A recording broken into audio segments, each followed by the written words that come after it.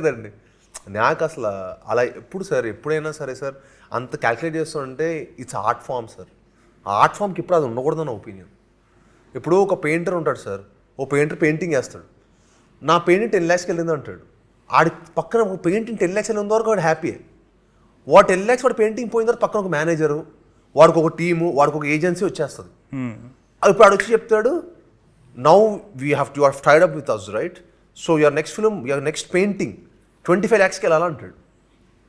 వాడు బ్రష్ పట్టినప్పుడే ఈ షేకోది ఇప్పుడు నా పెయింటింగ్ 25 lakhsకి వెళ్ళాలా అని ఆలోచిస్తే ఆడు పెయింటింగ్ ఎలా అందంగా వేయగలుగుతాడు? మీకు వ్యాంగో తెలుసు కదా, Van Gogh he's a painter. Starry night అని బ్లూ కలర్లో, బ్లూ అండ్ ఎల్లో కలర్లో ఉంటుంది వ్యాంగో. ఓకే. హీజ్ నెదర్లాండ్స్, ఆమ్స్టర్డామ్లో మ్యూజియం ఉంది. అతను చనిపోయిన తర్వాత అతను పెయింటింగ్స్ ఫేమస్ అయినాయి. He's like one of the best in the world right now అంటే. కానీ అతను బతుకున్నప్పుడు హీఈస్ ఎ గ్రేట్ పెయింటర్ అని అతను తెలియదు. Exactly. So that's what I'm doing. So art form ఉన్న వాళ్ళు ఎప్పుడు ప్రెజర్ తీసుకోవాలనుకోండి sir, you should feel like pleasure. ప్రెజర్గా వర్క్ చేస్తే వీ విల్. నేను కూడా తప్పులు చేశాను సార్, నేను కూడా ప్రెజర్ చాలా వర్క్ చేశాను.